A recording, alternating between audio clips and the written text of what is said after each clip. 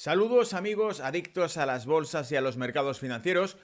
Un reporte más donde voy a compartir una reflexión contigo. Se nos viene encima el dato de PCE, de inflación favorito de la Reserva Federal, ese que trata de medir una inflación que con respecto a la de IPC sea un poco más amplia, un poco menos volátil y un poco más estandarizada y que les pueda dar una visión un poco más rural. De hecho, la política monetaria se basa en el PCE. ¿Por qué vamos a echarle un vistazo a esto? Porque te traigo una teoría. La teoría es básicamente que se persigue mantener esa PCE, esa inflación, lo más baja posible y también porque estamos viendo que cuando nos metemos a analizar esos factores podemos demostrar que efectivamente es el mercado de la energía el que están tratando de mantener contenido para que la inflación no repunte, ¿vale? Porque lo peor que podría pasar es en esa guerra de divisas que se aproxima, similar a la que vimos entre 2011 y 2012 cuando había acciones conjuntas entre bancos centrales, donde el BOC, el Banco de Japón, actuaba junto con el Banco de Inglaterra, junto con el Banco Central Europeo y junto con la Reserva Federal en rescatar el sistema financiero global. Acuérdate, eran las coces que metía los efectos resacosos del crash de 2009. Y creo que estamos a las puertas de algo parecido porque tenemos a todos los bancos centrales cargando las escopetas para empezar a tratar de reactivar sus economías, a excepción de Japón y a excepción también, por ejemplo, con distintos motivos, Japón en el sentido de que necesita subir los tipos de interés para contener la inflación, pero ya tenemos, por ejemplo, esta misma semana, a la elección del nuevo líder del Partido Democrático japonés, que es el que está en el gobierno actualmente y cuya candidata, actual ministra de Economía y Finanzas de Japón, aboga porque no se toquen los tipos de interés. Es decir, el único banco central grande de las top 5 de las mayores economías del mundo que va por la subida de tipos y no va por la bajada, también tiene un gobierno que pide que no se suban los tipos de interés. Y es que, de hecho, mientras el resto los bajemos, no les hace falta subirlos porque, por deferencia, el efecto que tiene es como si hubiesen endurecido los tipos de interés ellos, haciendo que los diferenciales aumenten a favor de un yen más fuerte frente a esto, ¿vale? Es decir, dicho de otro modo, esto te lo expliqué en agosto, ¿vale? Antes de que pases el nulo negro. El recorte de tipos, por ejemplo, de la Reserva Federal evitaría que el BOC necesitase subir los tipos, porque así el dólar yen acabaría corrigiendo, cayendo, fortalecería el yen sin que tuviesen que subir los tipos ellos. Y esto se entiende y lo explicamos en su momento. Bien, vamos a ir a datos concretos para explicarte la teoría de por qué el crudo es la llave para mantener la inflación baja y poder seguir con el recorte de tipos que necesitan las bolsas para mantenerse a flote, ¿vale? Datos concretos, aprovecho la publicación para poder contarte esto con gráficos y con detalles más específicos, ¿vale?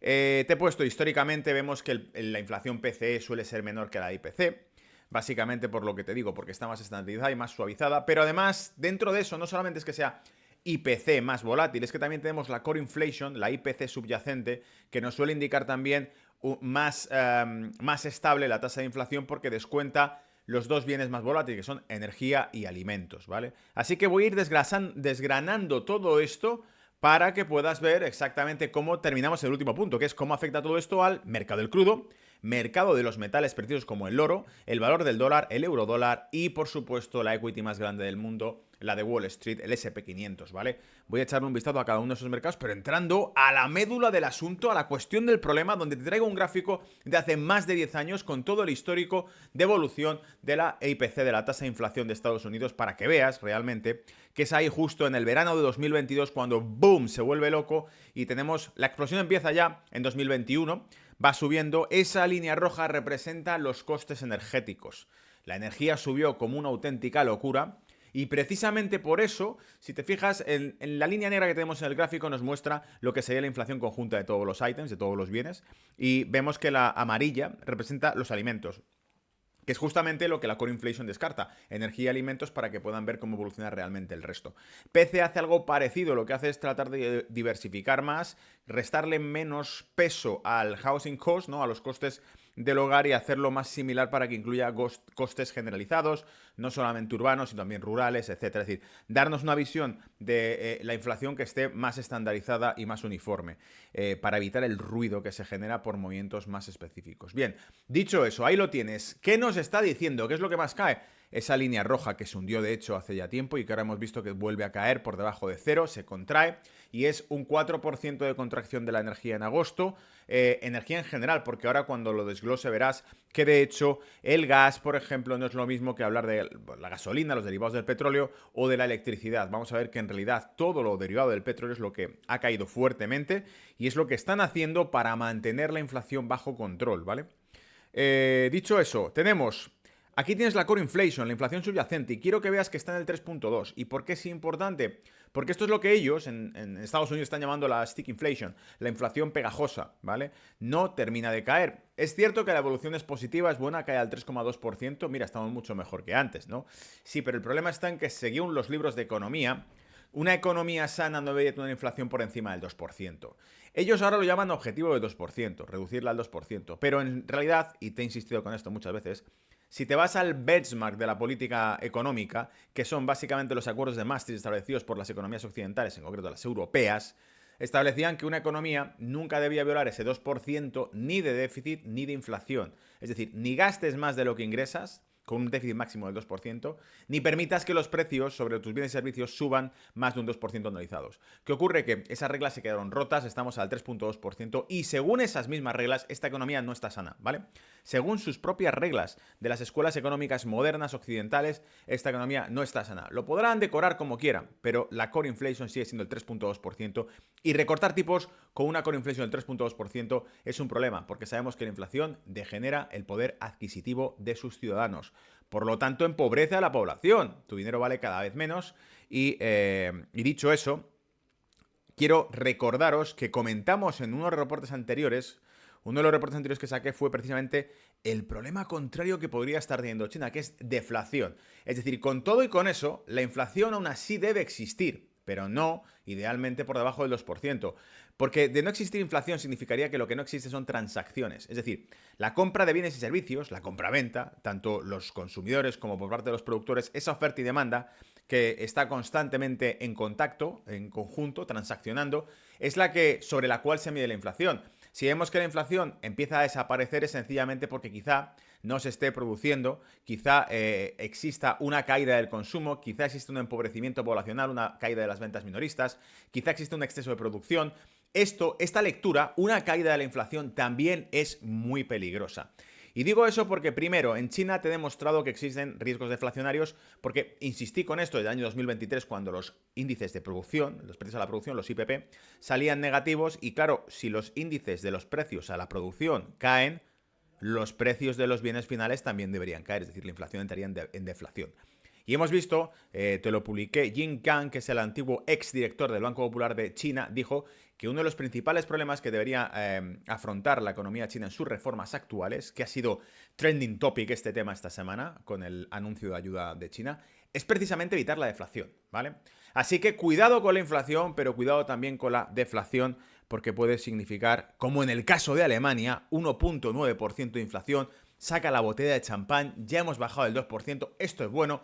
No, Alemania cae al 1.9 no porque la política del Banco Central Europeo haya funcionado, sino porque la economía alemana está hundida.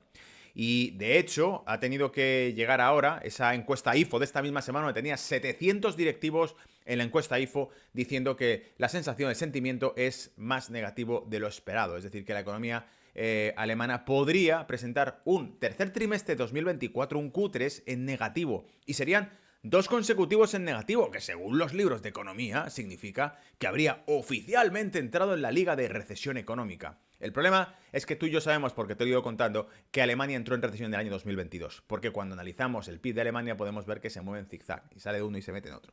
Y he dicho eso volviendo al grano y volviendo al tema que tienes en pantalla. 2,5% de inflación, IPC, en este caso la del PCE, lo cual no está mal. 2,5% en PCE, 3,2% en core inflation. Estoy cogiendo las dos inflaciones que son más representativas o que en teoría deberían tener menos volatilidad. Pero aquí hay una trampa, ten cuidado con esto. Que la inflación no tenga o que esté al 2,5% en el PCE no significa que estén bajando los precios o volviendo a los niveles previos a la crisis inflacionaria. Significa que dejan de subir, es decir, podemos incluso calcular la inflación acumulativa que te podría sacar. Hace tiempo hice esto en uno de los reportes, ¿no? Salía un 38, 39% de inflación. 38 o 39% de inflación de un año para atrás hasta ahora, es decir, toda la acumulada desde la crisis cuando empezó en 2022, toda la subida, ¿vale? Ten en cuenta que Reino Unido llegó a registrar una tasa de inflación del 11% creo que fue en noviembre de 2022, si no me equivoco, ¿vale? O sea, es terrorífico.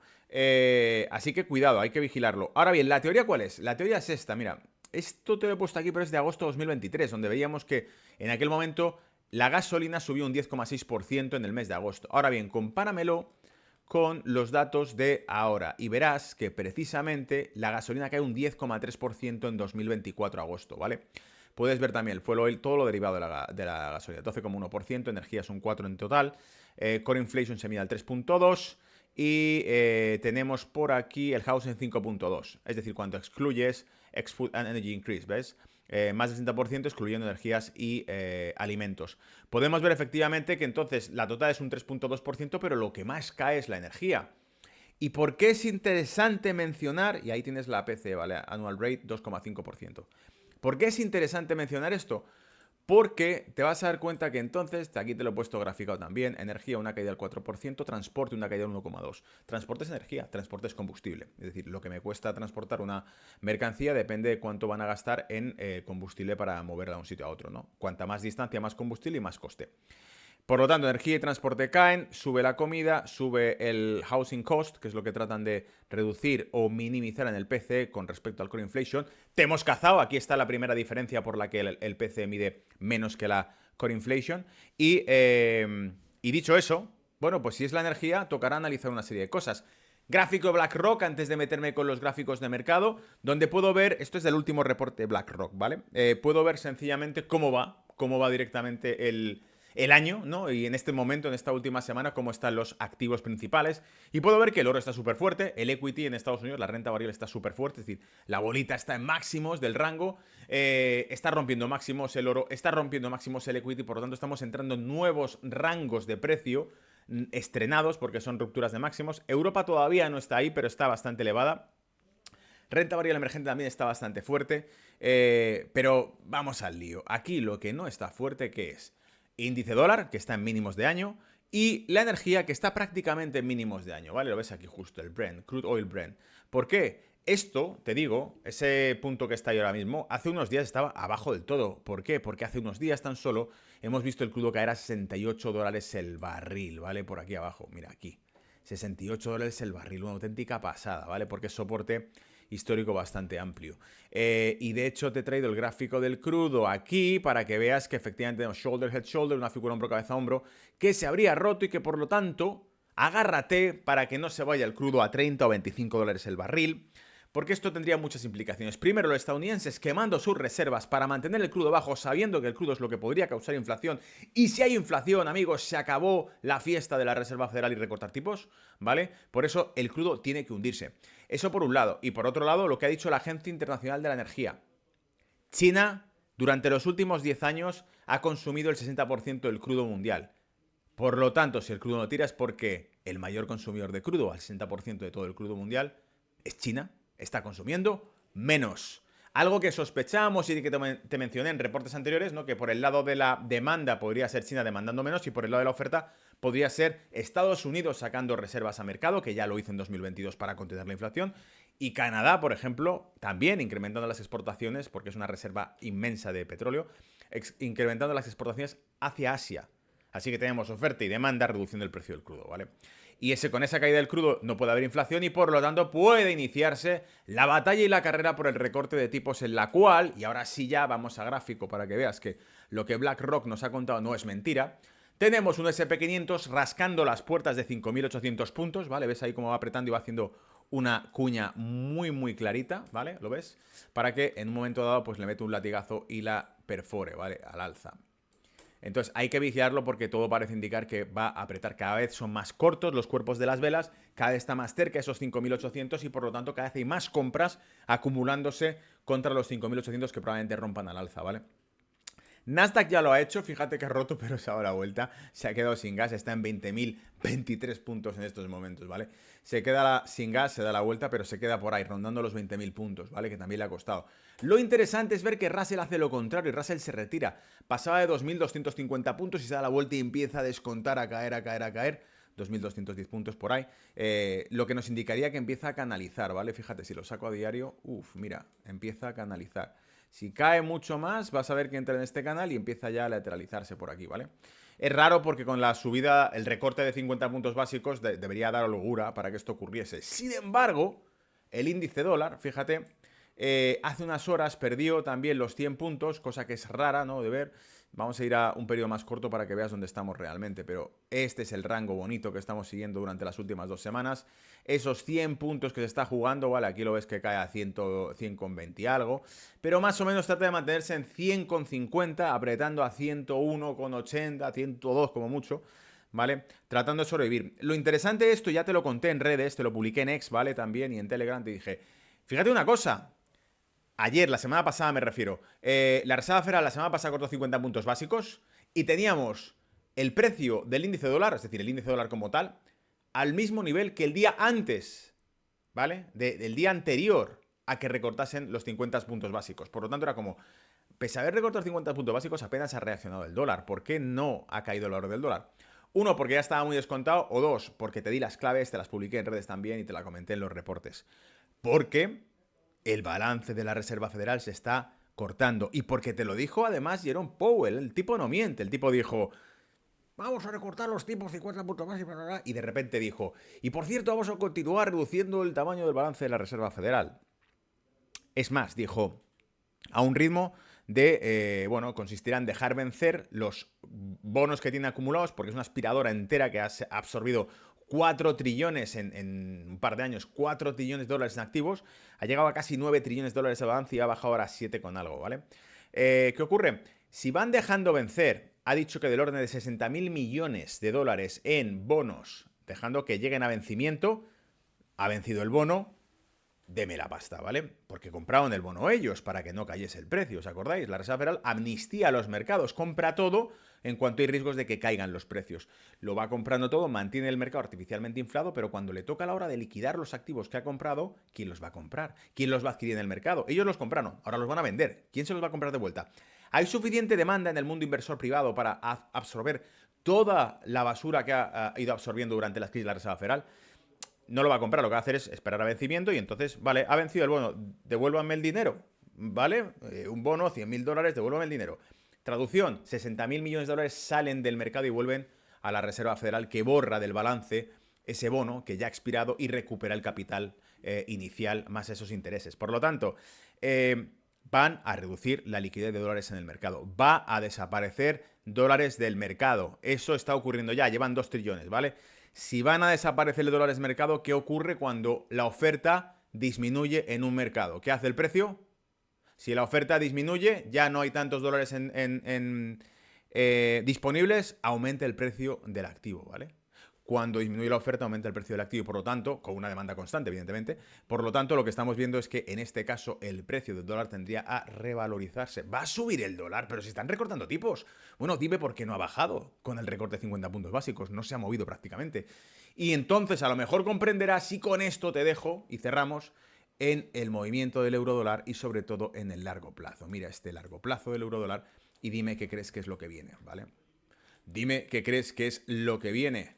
Desde el año 2008 el eurodólar ha tocado en 1, 2, 3, 4, 5 y probablemente esta sea la sexta, esos techos que han hecho que se activase un movimiento bajista del euro, ¿vale? Que nos pille confesados porque en este caso bajará mínimos que nos han visto con el euro real desde el año 2002, que serían por debajo de 0,90 incluso, ¿vale? Agárrate, abróchate el cinturón, prepárate, porque si eso ocurre será interesante el mercado europeo, la turbulencia que va a tener, ¿vale? Nos vemos en los siguientes reportes, espero que te haya gustado y recuerda, si quieres añadir algo, déjalo en los comentarios, ponle un pulgar arriba al vídeo si lo estás viendo en redes sociales y nada, suscríbete si no lo estás, ¿vale? Nos vemos, hasta otra, chao.